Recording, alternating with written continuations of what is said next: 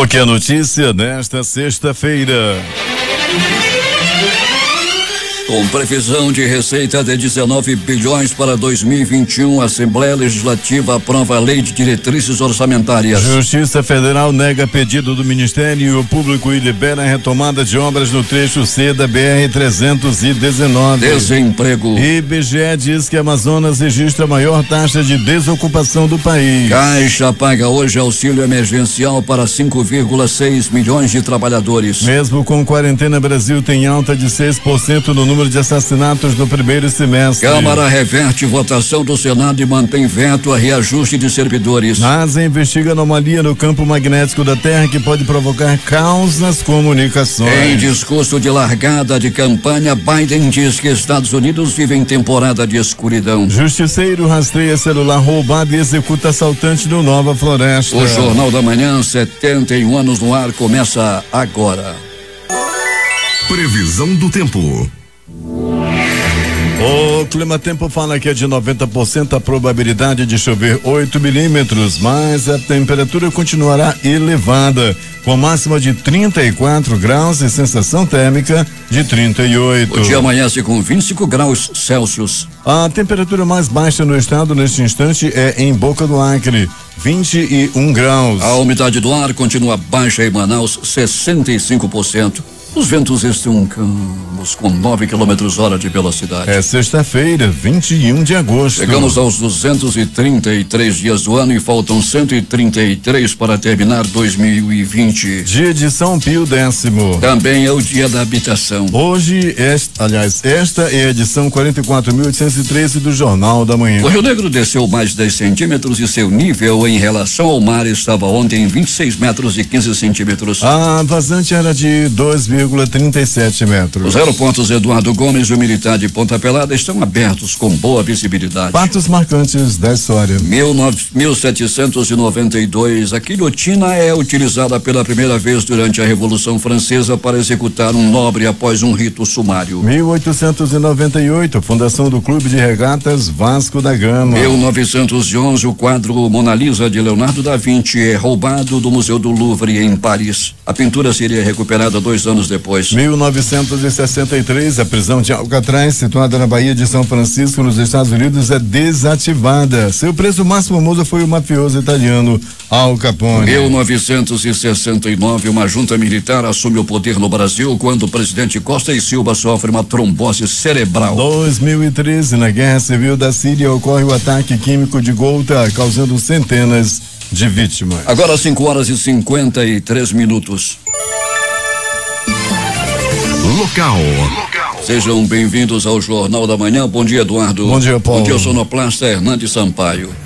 Diversos bairros de Manaus sofreram um apagão na tarde e noite de ontem. Pelo menos 13 bairros ficaram sem energia elétrica. O motivo para a interrupção do fornecimento de energia teria sido um incêndio na subestação de energia localizada no ramal do Brasileirinho. O Corpo de Bombeiros do Amazonas confirmou que foi acionado para conter o sinistro às 21h26. Roberto Pellegrini, bom dia. E grande parte da cidade, também em alguns bairros ainda sem energia elétrica. Bom dia Paulo Guerra, bom dia Eduardo Silva, bom dia ouvintes do Jornal da Manhã. Verdade, Paulo Guerra, muita gente ainda sem energia, um sofrimento danado. Ontem também nós já noticiávamos, Paulo, que em alguns lugares, aliás, antes de ontem, né, a noite de antes de ontem para amanhã de ontem, Paulo, não foi fácil também, os bairros da Compensa, Grande Vitória, Nova Vitória, Zumbi dos Palmares, e outros bairros da zona leste da cidade. De ontem, Paulo, com esse problema lá no ramal do Brasileirinho, lá a situação também ficou complicada para a parte da zona norte e leste da cidade. Pellegrini, eu não sei o que aconteceu, mas o tráfego estava pesado hoje no começo da madrugada, muita gente dirigindo em alta velocidade e um acidente aconteceu com um choque de carros na Ramos Ferreira com a Getúlio Vargas por volta de 1h da manhã de hoje.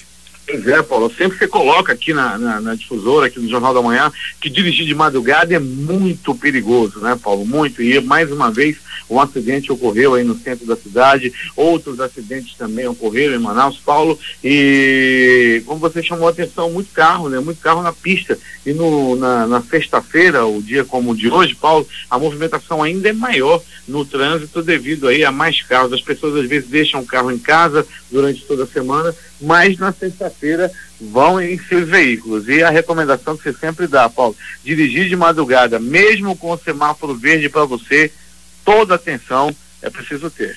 É verdade, Peregrini, e lamentavelmente, já falamos isso algumas vezes, na Maceió, ali em frente à rua Pará, Peregrini, tem ali uma loja de conveniência.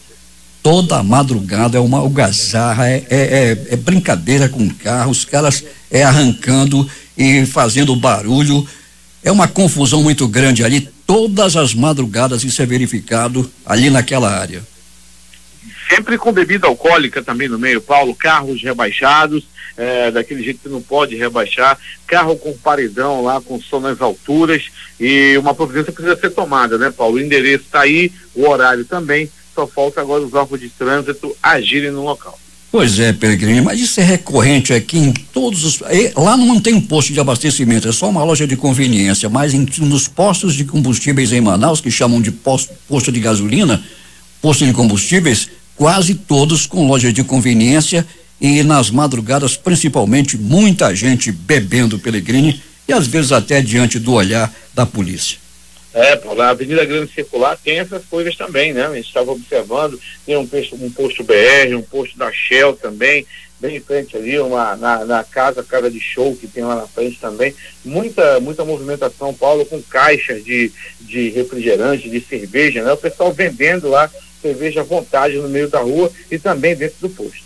Peregrini, algumas informações dos ouvintes através do super aplicativo Mano, lá de Caxias do Sul, dizendo que a temperatura lá está muito alta, Peregrini, 2 graus apenas, fazendo muito calor lá em Caxias do Sul. Graus, né? E ontem um calorão aqui que não estava fácil, Paulo Guerra. Um abraço aí para todos os nossos ouvintes que estão aí em Caxias do Sul, que estão também no interior do estado. Muito obrigado pela audiência aqui nos bairros mais distantes também, Paulo. A gente agradece muito também a audiência dos profissionais de saúde. Nós chegamos aí no pronto-socorro João Lúcio, no pronto-socorro Platão Araújo, no pronto-socorro 28 de agosto. Aí tem lá, a gente vê aqui os profissionais da limpeza, os profissionais da saúde que estão ali com aqueles minutinhos de folga.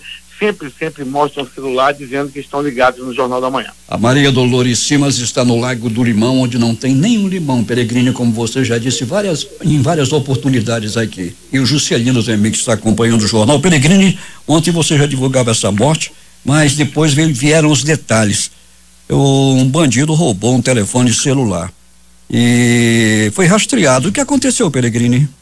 Paulo, ele foi encontrado e morto com 6 balaços espalhados pelo corpo. Ele já não era boa bisca, Paulo. As informações do ponto é que era um cara acostumado a fazer assaltos por lá, usava a tornozeleira eletrônica, inclusive, e ontem encontrou a morte, Paulo, na mão do justiceiro. Ele foi assaltar a pessoa errada, levou o celular errado e o camarada foi atrás dele através do GPS. Quando o encontrou, o reconheceu e deu para ele de graça, deu esse brinde de 6 balaços espalhados pelo... Peregrini vai voltar daqui a pouco e conta tudo o que aconteceu nas últimas horas na cidade. Bom trabalho para você. Muito bem, Paulo Guerra, mandando um abraço especial. Você falava em Lago do Limão agora, e a gente manda um abraço muito especial lá para todo mundo, pro seu Ademir, a dona Joana lá, né? O seu Ademir e a dona Joana, que já viraram vovós mais uma vez, ganharam mais uma netinha. Estão felizes da vida lá no nosso famoso Lago do Limão. Agora, Paulo, também na área do trânsito, né? Aqui na área da zona leste da cidade, a movimentação também é muito intensa, Paulo Guerra. O tempo é claro, não tem ameaça de chuva. Nós estamos passando nesse momento aqui, Paulo, nas proximidades do pronto-socorro Platão Araújo. Um ouvinte, o José Luiz, está mandando um recado para ti, Peregrini. Ele disse que conversa com ele e vem fazer uma visita no loteamento Rio Piorini, que aqui está uma bagunça, não existe parada de ônibus com cobertura e o mato também tomando conta, inclusive, da passagem de pedestres, Peregrini.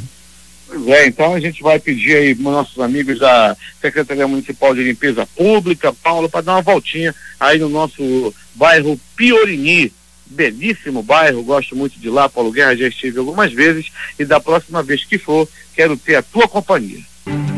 Representantes da Associação dos Catadores de Resíduos Sólidos Recicláveis de Iranduba se reuniram com autoridades do município na manhã de ontem no gabinete do prefeito Francisco Gomes. Eles trataram sobre a coleta seletiva, disponibilização de um terreno para a construção de uma sede própria com galpão para triagem de resíduos, ajuda alimentar durante a pandemia, agenda com o Ministério Público Estadual, entre outros temas. Ainda em Iranduba, as queimadas têm causado muitas preocupações às autoridades ambientais nesse período de alta temperatura. Não é raro se encontrar vegetação esturricada às margens das rodovias Manuel Urbano, Carlos Braga e nos ramais de acesso às comunidades. Já na sede do município, a queima de entulhos e lixo doméstico nos quintais polui a cidade com muita fumaça em alguns trechos e deixa em apuros quem sofre com doenças respiratórias. Abrigo pede doações para ajudar a manter 22 crianças e adolescentes vítimas de violência. A organização da sociedade civil O Coração do Pai mantém um abrigo em Iranduba há quase 5 anos. Atualmente, 22 crianças e adolescentes com idades entre 0 e 18 anos moram na instituição. Eles foram encaminhados para lá por ordem da justiça depois de sofrer violência de vários tipos, abandono ou negligência por parte de familiares. Por isso, as suas identidades são rigorosamente preservadas, como explica a pedagoga Rosângela Barros, coordenadora do abrigo. A imagem deles não pode ser divulgada em rede social nem nada, eles são extremamente protegidos, sim. Para manter a estrutura de atendimento às crianças e adolescentes assistidos, o Coração do Pai conta com uma parceria estadual. Mas, segundo a coordenadora do abrigo, Rosângela Barros, a outras necessidades a serem supridas e toda a ajuda da comunidade é sempre bem-vinda. A gente tem sim uma parceria com a SEAS, com a Secretaria do Estado, por um período de 10 meses para cobrir alimentação, gasolina, algumas coisas pontuais, mas algo que, por exemplo, a gente nunca tem, né? Que nós estamos sempre em busca de verduras, legumes, frutas, materiais perecíveis, porque nós temos 22 crianças que chegam até nós, muitas vezes desnutridas, muitas vezes com muitas debilidades físicas e que precisam do apoio. Nós temos muitas necessidades de roupas, de sapatos, de materiais de higiene. Ainda segundo a coordenadora, o abrigo O Coração do Pai está abrindo agora um novo espaço em Iranduba. Nós estamos abrindo uma república aqui mesmo em Iranduba para atender os jovens que se tornam de maior e não tiveram a sua situação resolvida, não foram adotados, não têm vínculos familiares ou com vínculos familiares extremamente abalados e não tem para onde ir. Para entrar em contato e fazer doações ao abrigo O Coração do Pai, os interessados podem ligar ou passar mensagens para 98101 4043 ou 99171 7368. Para o Jornal da Manhã, J. Rai. 6h08 em Manaus. Greve de funcionários dos Correios no Amazonas chega ao 3º dia. Serviço é parcialmente afetado, diz sindicato. Sindicato dos Trabalhadores dos Correios do Amazonas informou que cerca de 130 funcionários dos Correios aderiram à paralisação. Agências atuam com funcionamento parcial devido à greve. A Secretaria de Estado de Infraestrutura e Região Metropolitana de Manaus realizou ação para a retirada de ocupações irregulares na rodovia M070. A ação foi realizada no trecho da cabeceira da ponte até a rotatória, equivalente ao quilômetro 0 ao quilômetro 10. E contou com o apoio do Grupo Integrado de Prevenção a Invasões em Áreas Públicas, o GIPIAP, Agência de Desenvolvimento Sustentável do Amazonas ADS e Secretaria de Segurança Pública. De acordo com o chefe da Assessoria de Desapropriações, Márcio Azedo, a ação ocorreu devido ao crescimento do número de ocupações irregulares, principalmente de barracas para a venda de produtos que ocupam a faixa de domínio e até mesmo a pista de rolamento da rodovia. Temos informações de Manacapuru, José Alberto Zegdeg. Muito bem, Paulo Guerra. Depois da pandemia, o pandemônio. Um verdadeiro pandemônio é o que podemos chamar o trânsito em Manacapuru. Condutores de veículos, principalmente motoqueiros, parecem desconhecer as leis de trânsito e fazem o que bem entendem nas ruas, principalmente nas grandes avenidas. O Boulevard Pedro Ratz, pista de mão dupla, que é hoje a única via de escape para a M070, se transformou em verdadeira pista de arrancada. Nos cruzamentos onde há semáforos, poucos respeitam as cores do sinal. Muitos nem olham para o sinal da frente, ficam prestando atenção para o sinal do lado, que bem antes de avermelhar, ainda no amarelo, saem disparada como loucos, como se estivessem numa pista de arrancada de alta velocidade. O Intrans, órgão responsável pelo trânsito de Manacapuru, em parceria com o Detran, vem trabalhando no sentido de organizar o trânsito na cidade com sinalização vertical e horizontal. Em alguns locais, estes locais de linha reta, foram construídas algumas lombadas ou quebra-molas, como queiram, na tentativa de diminuir a velocidade dos mais apressados.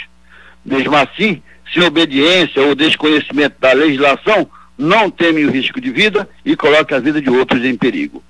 Manacapuru é hoje 95% uma cidade toda no asfalto novo. Talvez isso seja a causa de tantos desafios no trânsito. Mas a situação não para por aí. Ainda ontem recebi denúncia de que também na M070, onde acontecem as obras de duplicação da pista, não é diferente. Locais onde o asfaltamento já passou, topógrafos, engenheiros e ajudantes trabalham temerosos, já que muitos motoqueiros andam em disparadas de forma diferente. Arriscam a vida pilotando em alta velocidade, de costas, em pé, de joelhos e até deitados em cima da moto. As autoridades precisam tomar uma providência o mais rápido possível antes que o pior aconteça. Segundo informações, essas corridas malucas acontecem a partir das 17 horas e adentram à noite. No mais, mandar um alô para o Isaac e toda a equipe de topografia que trabalha na duplicação da M070. De Manacapuru, Zeg para o Jornal da Manhã. 6h11 em Manaus. As contas públicas do governo do Amazonas, que são administradas pela Secretaria da Fazenda, foram aprovadas pelo Tesouro Nacional, atendendo às 6 metas do Programa de Reestruturação e de Ajuste Fiscal do governo federal, ganhando destaque nacional dentre 7 estados do país. O Amazonas é o segundo da região norte que cumpriu preliminarmente os resultados estabelecidos para o exercício de 2019. O Amazonas foi um dos 7 estados signatários, Alagoas, Bahia, Espírito Santo, Rondônia, Santa Catarina e Sergipe, que alcançaram todas as 6 metas dentre os 23 e Distrito Federal participantes. Na região norte, além do Amazonas, também Rondônia conseguiu atingir todas as metas. É com o espetáculo Vazantes que o corpo de dança do Amazonas volta ao palco do Teatro Amazonas. A apresentação acontece neste sábado, às 20 horas, dentro da programação do A Arte Agradece a Vida, projeto do governo do Amazonas por meio da Secretaria de Cultura e Economia Criativa e de Saúde, Suzan, para homenagear os profissionais da saúde. O evento é fechado para médicos, enfermeiros, fisioterapeutas, maqueiros, técnicos, bombeiros, agentes de portaria e serviços gerais que atuam no combate à Covid-19 nos hospitais e unidades de saúde do estado, mas o público pode acompanhar a apresentação pelo Facebook do governo do Amazonas, pelo Facebook e YouTube da Secretaria de Cultura e Economia Criativa e pela TV Encontro das Águas no canal 2.1 da TV aberta. O boletim diário Covid-19 da Fundação de Vigilância em Saúde do Amazonas, a FVSM, edição número 140, confirma a recuperação de mais 643 pacientes nas últimas 24 horas, chegando a 97.012 pessoas recuperadas de Covid-19 no estado, o que representa 84% dos casos confirmados da doença. Foram confirmados mais 743 casos da doença no Amazonas nessa edição do boletim divulgado ontem. As 107 escolas do ensino fundamental, anos iniciais e finais, que retornarão às atividades presenciais na segunda-feira, estão recebendo serviço de manutenção e adequações para receber os alunos. Todos os ajustes visam cumprir os protocolos de segurança em saúde previstos no plano de retorno às atividades presenciais elaborado pela Secretaria de Estado de Educação e Desporto. Em reunião de trabalho solicitada pelo deputado estadual Álvaro Campeiro do Progressistas na tarde desta quinta-feira, entre a Superintendência Federal do Ministério da Agricultura do Amazonas, Secretaria de Estado de Produção Rural CEPRO e Assembleia Legislativa do Estado, foi discutida a possibilidade da assinatura de um acordo de cooperação técnica a ser firmado entre os órgãos, com o objetivo de dar mais condições ao setor pesqueiro, que nesse primeiro momento beneficiará mais de 30 mil pescadores no Amazonas. Ficou definido que a CEPRO prestará auxílio operacional à Superintendência do MAPA, objetivando a organização, catalogação e digitalização de aproximadamente 120 mil processos de pescadores, agricultores, embarcações pesqueiras e empresas pesqueiras inscritas no Registro Geral da Atividade Pesqueira no Estado. Dos mais de 100 mil processos administrativos que deverão ser tratados a partir do acordo, aproximadamente 30 mil são de pescadores e pescadores que hoje estão à margem das políticas públicas voltadas à categoria,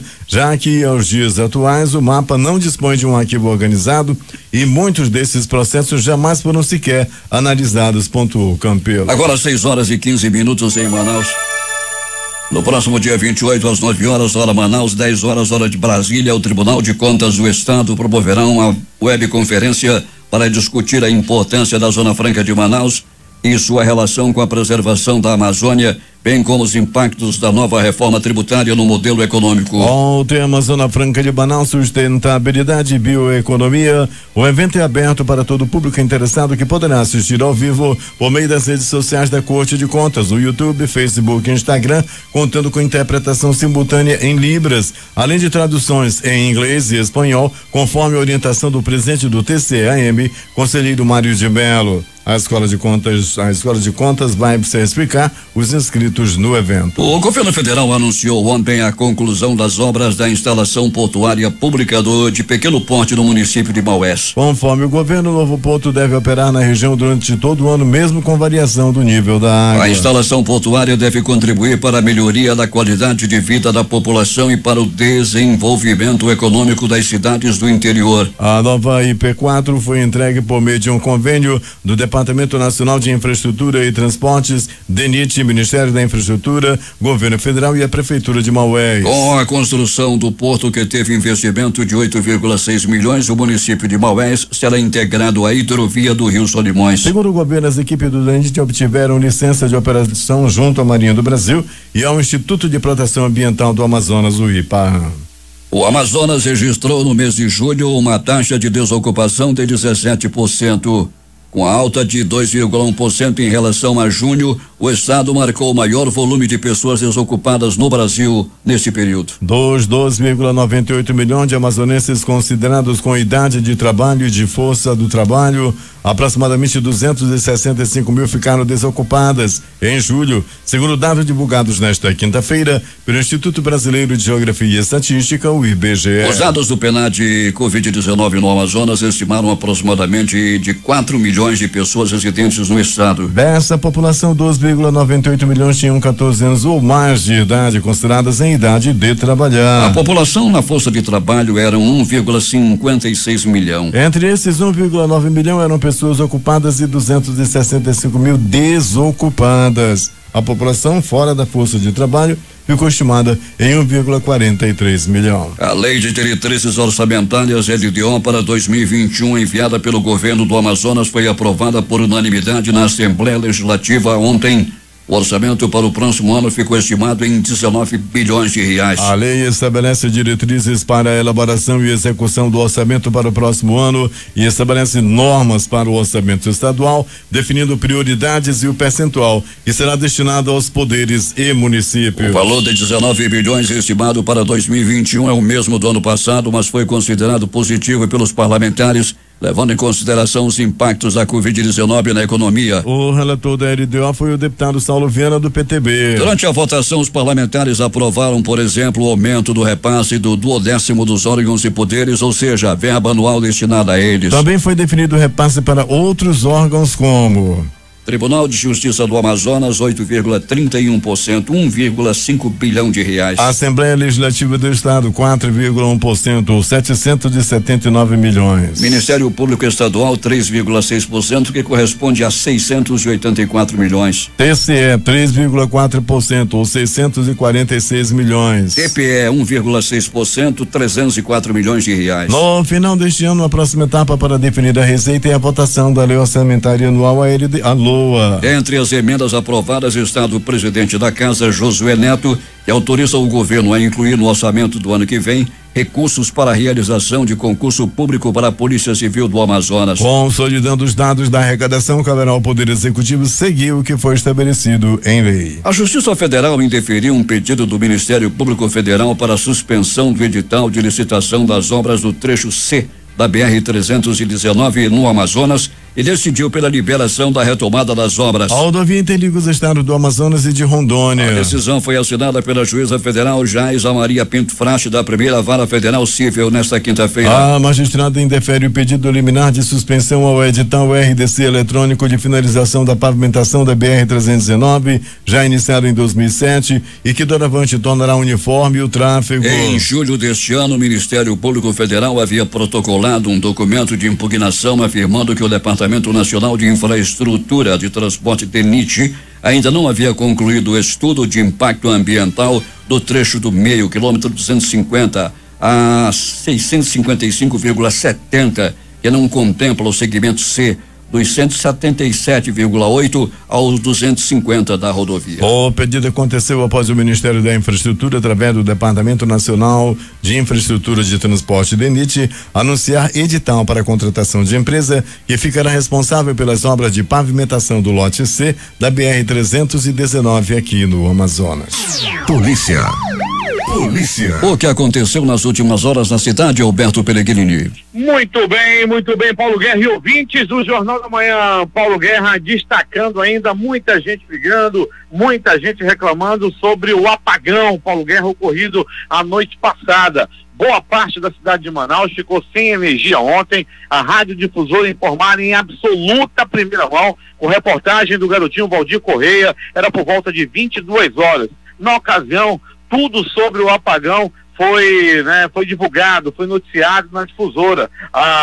Tudo aconteceu a noite passada, Paulo. A empresa concessionária de energia, Amazonas Energia, emitiu nota e as informações foram noticiadas pelo garotinho Valdir Correia. Na ocasião, a empresa noticiava, Paulo Guerra, de que a subestação lá no ramal do Brasileirinho estava com problema, havia fogo, corpo de bombeiro foi deslocado para lá, inclusive por volta de 21 horas. A subestação do Brasileirinho fica ali à altura do quilômetro, entre quilômetro 3 e 4 ali, de quem vai ramal adentro do Brasileirinho. E ontem a Difusora, com brilhantismo, mais uma vez com o Departamento de Jornalismo em ação, trouxe as informações para a cidade através do garotinho Valdir Correia.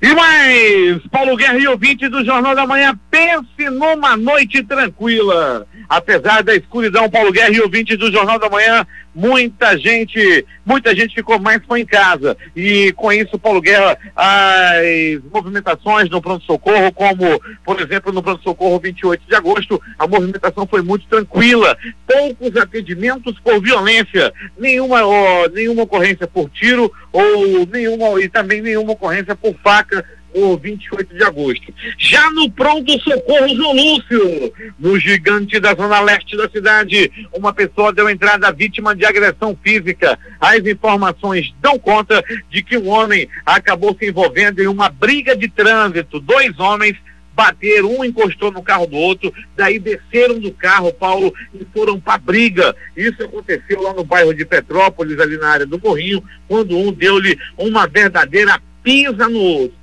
Tem acontecido muito. São muitos os registros de pessoas que vão pra briga por causa de acidente, por causa de fechada no trânsito. Pronto-socorro Platão Araújo. No Platão Araújo também a movimentação foi considerada tranquila durante toda a noite e madrugada. Entretanto, uma pessoa deu entrada vítima de atropelamento. Um jovem de apenas 16 anos de idade foi atropelado. Era por volta de 19 horas e 50 minutos lá no conjunto Canaranas. Ele acabou sendo atingido por um carro e o carro evadiu-se do local. Daí populares o levaram a uma unidade de saúde.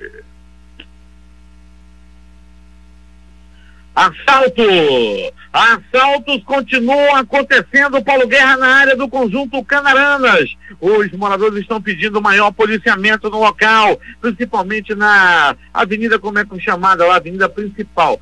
Muitos assaltos estão acontecendo. Comerciantes estão chegando de carro, daí a ação dos motoqueiros estão acontecendo lá na área. Polícia na área, Rocan na área, com certeza irá tirar esses bandidos de circulação. Falando em tirar de circulação, a Força Tática Paulo Guerra e ouvintes do Jornal da Manhã apreendeu armas, prendeu bandido, prendeu aí também uma quantidade de droga, graças ao grande trabalho da Força Tática realizado lá no bairro Colônia Santo Antônio. A denúncia chegou, Paulo Guerra, daí os policiais se deslocaram até o local e prenderam um homem e apreenderam armas, uma grande quantidade de munição também foi apreendida num grande trabalho dos policiais da Força Tática. Abraço aí ao Major Igor, que faz sempre contato conosco e nos mandou a informação. Rocan também, em grande trabalho, deteve um bandido por tráfico de drogas e posse ilegal de arma de fogo. A informação chegou através do comandante da Rocan, Major Werner. Obrigado pelas informações, Major, muito bom dia. E a Rocan esteve também lá na Cidade Nova, quando na rua 245 encontrou lá também, Paulo Guerra, bandido, tirou bandido de circulação e apreendeu armas e drogas, graças aí ao grande trabalho da Rocan. É agora as notícias do Instituto Médico Legal. Saiba agora quem foi para a pedra nas últimas horas na cidade. E atenção! Noite e madrugada tranquila, nenhuma morte por violência, ninguém morreu na bala, ninguém morreu na faca, ninguém morreu na paulada, ninguém morreu assassinado na cidade, graças ao trabalho da Polícia Militar, da Polícia Civil, da Secretaria de Segurança como um todo. A noite e madrugada foi tranquila. O passarinho da morte ficou em seu puleiro. Ontem faltou energia em toda a cidade, Zona Norte, Zona Sul, todas as zonas da cidade, Zona Leste, Zona Oeste. Paulo Guerra, faltou energia em todos e praticamente em bairros de todas as zonas da cidade. Não foram em todos os bairros, mas em todas as zonas faltou energia na cidade. É contigo, Paulo Guerra. Esportes. Antes das notícias do esporte, os números das loterias aqui na concurso 5.345 acumulou dezenas sorteadas 13, 16, 46, 54 e 62. A Lotofácil saiu para um apostador de São Luís do Maranhão que vai receber R$943 mil. Ele acertou as dezenas 02, 03, 09, 10, 11, 13, 14, 15, 17, 18, 19, 22, 23, 24 e 25. Se você fez 14 pontos, vai receber só R$988,50. As notícias do esporte. Após 3 rodadas sem vitórias no Brasileirão e um dia depois de perder do Fortaleza em casa por 3-1, o Goiás demitiu o técnico Ney Franco. Além dele, também deixou o clube nesta quinta-feira o diretor de futebol Túlio Lustosa. Os dois foram desligados em uma reunião com a cúpula esmeraldina nesta noite. O Vasco é o novo líder do Campeonato Brasileiro. A equipe carioca venceu o Ceará por 3-0 e pulou na dianteira da tabela com os mesmos 9 pontos do Internacional, mas com melhor saldo de gols. Os outros 2 jogos da rodada realizados nesta noite, o São Paulo empatou em 1-1 com o Bahia, enquanto o Santos derrotou o Sport por 1-0. Na Série B, o Cruzeiro foi derrotado pela Chapecoense por 1-0. No Campeonato Paraense, o Clube do Remo venceu o Castanhal por 2-0 e vai decidir o título paraense com o Paysandu. 2 jogos hoje pela Série B do Campeonato Brasileiro. 19h15 tem América Mineiro e Oeste. Às 21h30 jogam Ponte Preta e CSA. Últimas notícias. No aguardo da votação pela Câmara dos Deputados da manutenção do veto ao reajuste de servidores até o fim de 2021, O que terminou acontecendo, o mercado financeiro viveu um dia de instabilidade. O dólar aproximou-se dos 5,70 e só fechou com pequena alta depois que o Banco Central vendeu à vista dólares das reservas internacionais. A bolsa chegou a recuar, mas encerrou em alta. As bolsas asiáticas fecharam em alta nesta sexta-feira, seguindo o desempenho positivo de Wall Street, em meio a esperanças renovadas sobre o desenvolvimento de uma vacina contra o novo coronavírus. Na China continental, o índice Xangai Composto subiu 0,50% hoje, a 3.380,68 pontos. E o menos abrangente Shenzhen Composto avançou 10,09%, depois de ambos acumularem perdas por 2 pregões consecutivos. Ontem os mercados acionários de Nova York ganharam fôlego ao longo do dia e encerraram os negócios no azul com um novo recorde do Nasdaq. Apesar do desconforto causado pelo tom pessimista do Federal Reserve, o Fed, o Banco Central Americano, na ata de política monetária divulgada na última quarta-feira. Na ocasião, o Fed previu recuperação mais fraca da economia americana no segundo semestre. Em outras partes da Ásia, o japonês Nikkei teve modesta alta de 0,17% na Bolsa de Tóquio nesta sexta-feira. A Caixa Econômica Federal paga nesta sexta-feira uma nova parcela do auxílio emergencial a 5,6 milhões de trabalhadores. Entre eles estão trabalhadores do Bolsa Família, além dos que estão no cadastro único e os que se inscreveram no programa por meio do site ou do aplicativo. 6:42 em Manaus.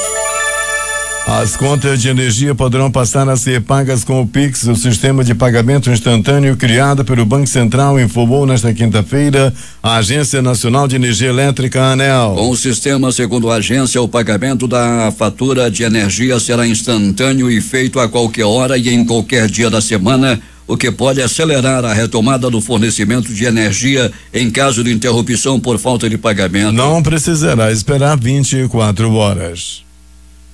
O Brasil teve uma alta de 6% nos assassinatos no primeiro semestre deste ano em comparação com o mesmo período do ano passado. É o que mostra o Índice Nacional de Homicídios criado pelo G1 com base nos dados oficiais dos 26 estados e do Distrito Federal. Em 6 meses foram registradas 22.680 mortes violentas contra 21.357 no mesmo período do ano passado. Ou seja, 1.323 mortes a mais. Além disso, a alta de mortes neste ano interrompe uma tendência de queda no país nos últimos anos. Tanto 2018 quanto 2019 tiveram recorde de baixas nos assassinatos. No ano passado, por exemplo, a queda chegou a 19% e o número total de vítimas foi o menor desde 2007, ano em que o Fórum Brasileiro de Segurança Pública passou a coletar os dados. O Nordeste, que havia puxado a queda nos últimos anos, foi o responsável por puxar a alta nos 6 primeiros meses de 2020. O Ceará teve aumento de 102,3% nas mortes no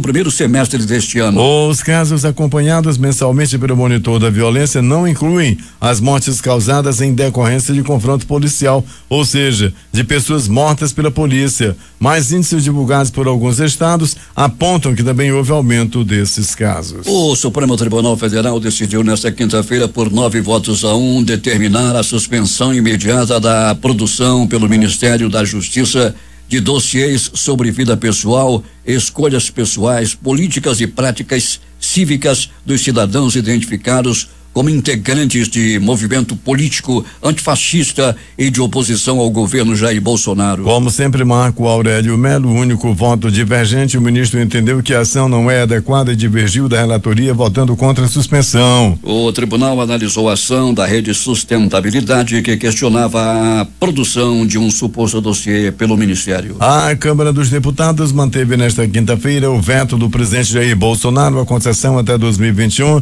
de reajuste salarial a servidores públicos que estão na linha de frente no combate ao coronavírus. Na quarta-feira, o Senado já tinha votado pela derrubada do veto.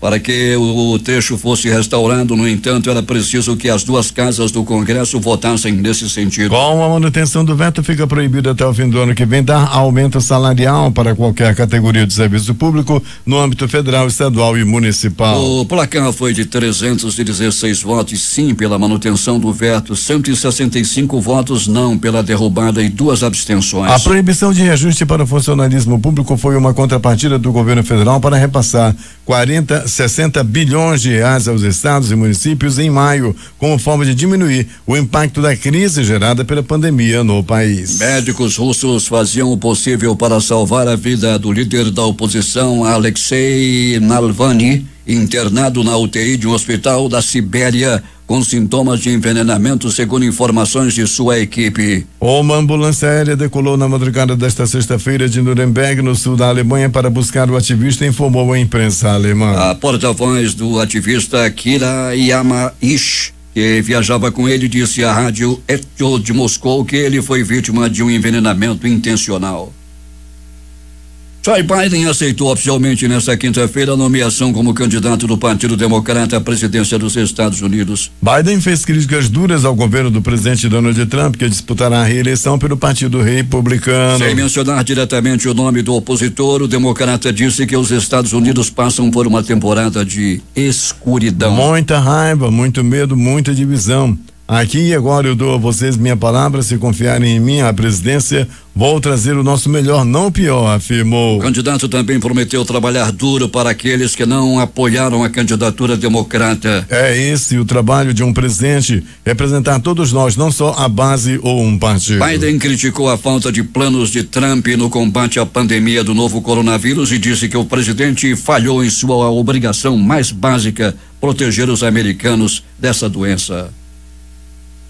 6:47 em Manaus. Ao seu redor, a Terra tem um campo magnético. Ele guia bússolas e migrações de animais, mas também age como seu escudo protetor, repelindo partículas energéticas que vêm do Sol. Esse campo magnético, contudo, tem um ponto excepcionalmente fraco. Fica sobre a América do Sul e o sul do Oceano Atlântico, batizada de Anomalia do Atlântico Sul. Sua existência permite que algumas dessas partículas solares mergulhem mais perto da superfície do que o normal. A NASA, Agência Espacial Americana, monitora essa anomalia e notou uma pequena evolução nessa região de menor intensidade do campo magnético da Terra. Sua existência pode causar grandes problemas para satélites e espaçonaves. Isso porque o Sol expele um fluxo constante de partículas. E na região da anomalia, a radiação dessas partículas pode derrubar computadores de bordo e a coleta de dados de satélites, comprometendo as comunicações em todo o mundo. Os principais jornais do país e seus destaques de capa nesta sexta-feira, o Globo do Rio de Janeiro. Na primeira vitória da base de Bolsonaro, Câmara mantém veto a reajuste de servidores. A Folha de São Paulo. STF manda Ministério da Justiça suspender produção de relatórios contra opositores. O Estado de São Paulo. Moro diz que causa estranheza pedido de dossiê no dia de sua renúncia. Planalto Central, capital da República, Correio Brasiliense. Produção da vacina de Oxford pela Fiocruz é esperada para abril, diz Saúde. Valor Econômico. Banco Central e ANEEL fazem acordo para pagamento de conta de luz com moeda digital. Estado de Minas. PRF apreende 1 tonelada de maconha na BR-381 em Contagem. Jornal do Comércio no Recife. Pernambuco anuncia a retomada do comércio de praia para a 8ª etapa do plano de convivência. Fortaleza Diário do Nordeste. Vacina contra a Covid-19 deve imunizar a população por 2 anos, promete a Rússia. Porto Alegre, 0 hora. Porto Alegre teve aumento de 50% em novos casos de coronavírus em um dia. Edições impressas locais, o Centenário Jornal do Comércio. Desocupação atinge 265 mil amazonenses em julho. Em tempo. LDO é aprovada com reajustes de órgãos e poderes. Participaram desta edição reportagens José Alberto Zegdeg, J. Rai e Alberto Pellegrini. Sonoplastia de rádio, Hernandes Sampaio e Hamilton Cabral. Apresentação, Eduardo Silva e Paulo Guerra.